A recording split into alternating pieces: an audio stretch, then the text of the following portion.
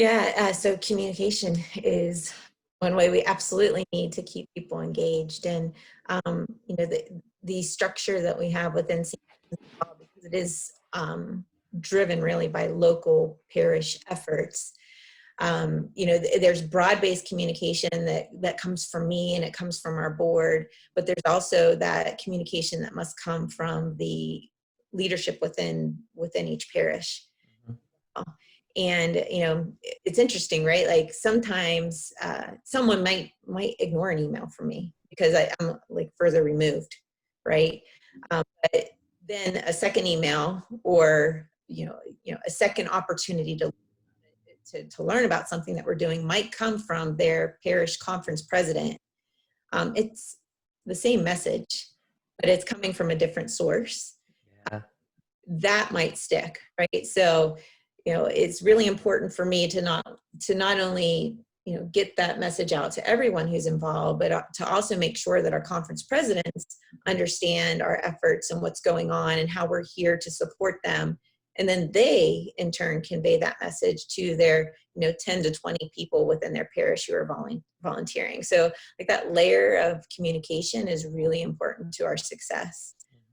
Making sure that everyone knows that this central entity is here to support their work as volunteers.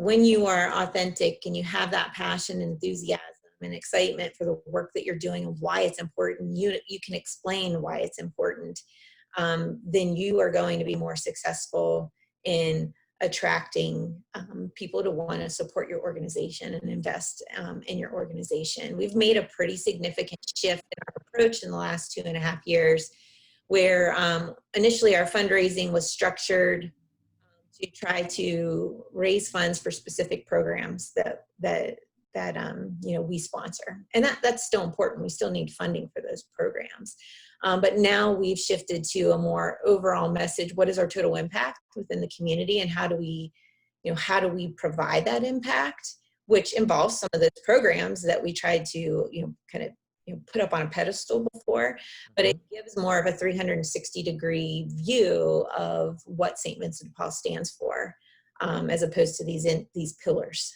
within the organization. And it's also much easier to share stories because I was just looking at some data before we started talking around the COVID crisis.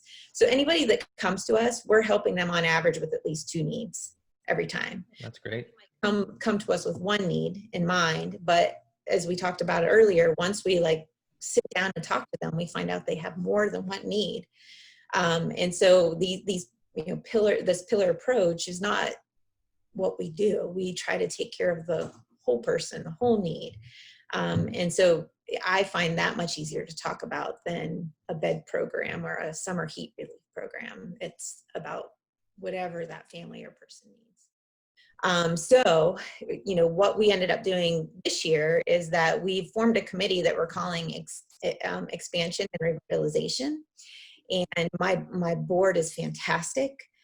My board president, she has so much energy and so much passion for the ministry that she's really taken the lead to get this committee moving, and coming up with plans that we can make sure that we're communicating with our parishes, helping support them get in front of all the parishioners within the parish, to let them know about the outreach, let them know about benefits and the gifts that you receive by being part of St. Vincent de Paul. And then we also restructured our paid staff so that we have a person within our paid staff who is also there to support those expansion as well, provide materials, provide coaching on what's worked and what's not worked. Helping make sure that the leadership at the local level within the parishes have what they need to be able to reach out to people and make them feel welcome and invite them to be part of this really fabulous experience that St. Vincent de Paul can offer to folks. So it's evolving, but it's definitely a focus effort, specifically over the next 3 years, that we want to grow our membership and have more people out there to help us serve those in need.